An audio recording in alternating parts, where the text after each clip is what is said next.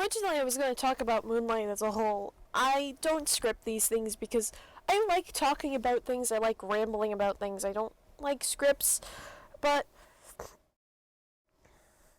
Obsidian is kind of awkward. I was originally going to talk about the Moonlets, but I feel like that would be a video that I'd have to talk a long time about.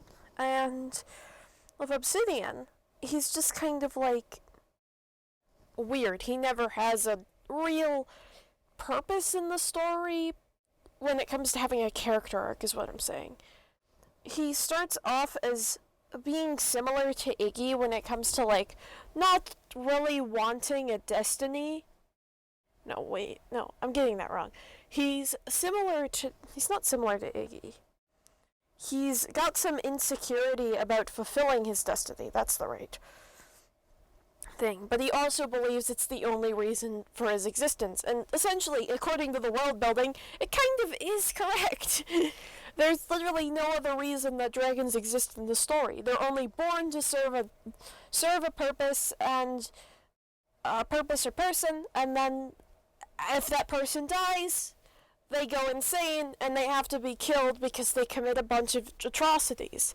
And this is never fully sunk in. This is never fully shown as being horrific. We never see Obsidian try his best to find a new purpose or try to appreciate things. He just kind of goes through the war. He's this young kid who grows up in the middle of a war, even though it's a really fast growth period. He's this child who's growing up in the war, and this doesn't impact him. And it's kind of sad, because it's like, why do I exist if not for this purpose? And Iggy's trying to tell him not about that, but this never gets resolved. Obsidian never learns to live for himself, and this is even made even more muddied by the fact Igneous becomes the Ender King, which makes this even worse. It's just showing him that Obsidian and Iggy, by proxy, who are the people who want the least to do with the Ender Knight system, are the people who gain the most power, and instead of trying to change it or anything, they just kind of go along with it because war. It's never said, after this war is over, I'm gonna fix this. It's just... And it's kind of stupid, especially with, like, at the end, the final battle before the second boss, before a villain has a second boss form, because of course he does.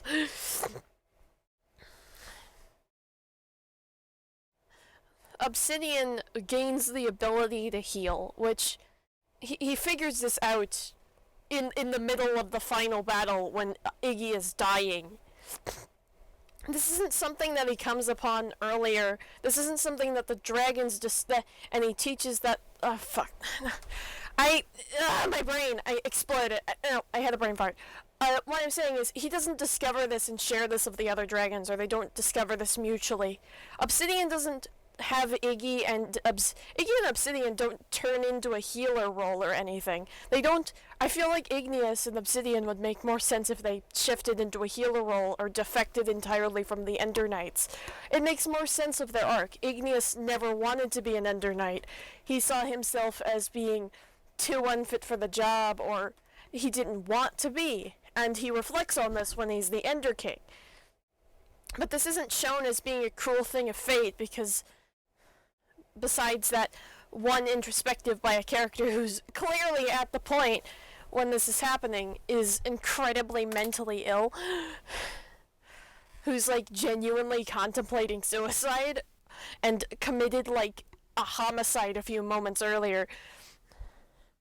So you never see this happen. You never see these characters decide to either defect or become a more healing or assist role. I feel like Asterion would be a better character to succeed Abigail as the Ender Queen instead of Igneous. It's also kind of weird, the implications of Igneous' entire family lineage just being Ender Knights, of Morphus and Asterion being Ender Knights. It's just weird. It's just kind of weird. He's got basically royal blood. He's royal in Carthan too. He's kind of a Mary Sue when you think about it. But this never. Okay, he's not a Mary Sue. He's kind of really special, and this is never done with anything. He's basically the runaway prince trope, but he never comes into power or anything. He's just a guy who has power by blood, but never fully utilizes it and is seen as a disgrace to his father, and this is never brought up. It's just, he's both royal blood in the sense of the Ender Knights, and also Carthan, because his father is the brother of Malachi. My brain hurts. This is killing my brain cells. Moonlight is a bunch of spaghetti string holding together its plot. It has a bunch of complex plot points that just noodle around each other instead of coming together to form some interesting idea. Iggy never considers the fact that he's royalty. He's royal. His parents have both been Ender Knights. One of his fathers, not one of his fathers, what?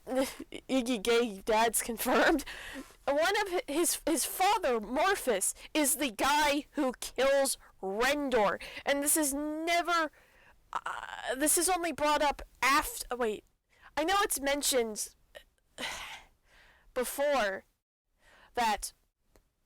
when Iggy becomes an Ender Knight and is inducted into the Ender Knights or introduced to the Ender Knights, that Morphus killed Rendor.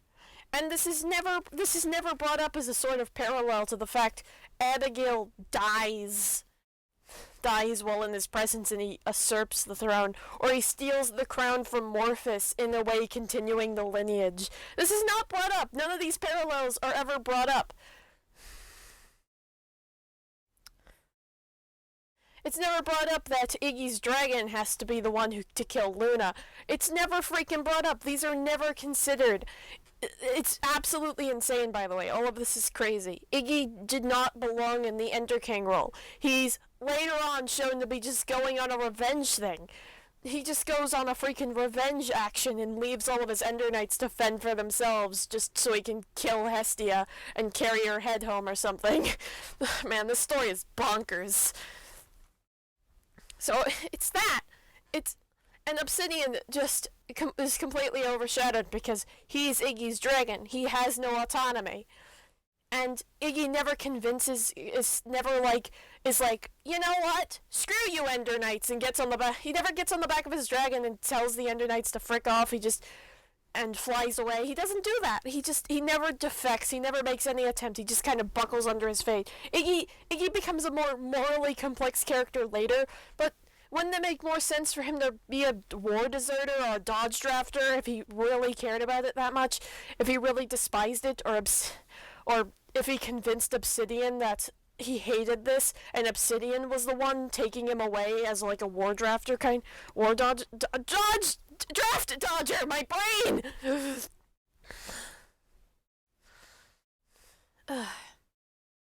But Obsidian never does anything. He never steps out of line. He's just a perfect little baby who loses all questions of the system. Again, if Iggy becoming Ender King would have made more sense if it was utilized as a sort of way for him to convince the system to change. As somebody who has the most direct connection to the end now, he uses it to destroy it from the inside, or tells it basically, your rules are garbage. Go to hell. But none of that ever happens. Iggy never does anything with his power. Obsidian doesn't do anything interesting. Obsidian just has the grief of killing Luna. But that's resolved pretty quickly when it's just like, oh, Luna was going insane anyway. She wasn't really mentally there. It's okay. It's just never brought up as a tragedy. Besides the fact Abby's dead. Abby gets less grief than Sen does. And Sen is the reason for Iggy killing Hestia. We are never given Abigail dying the same amount of... It's never given the same amount of, like... What is it? It's not given the same amount of depth. It doesn't impact Iggy as much as it should. That person was your commander, but he also just, I guess, hated her. I don't know, they weren't commanding under each other. They had like one training session, one battle together, and then she died afterwards. It's all just a bunch of missed potential, and it drives me up the wall. Most of this is just gonna be thrown out for the rewrite because it's all crazy, it's all stupid, it's all insane. I could make an entire 1 hour deep dive into how ridiculous Igneous is as a character. He's not even a Mary Sue, he's just silly string in a suit. So I think I'm just gonna end my weirdo rambling here. Yes.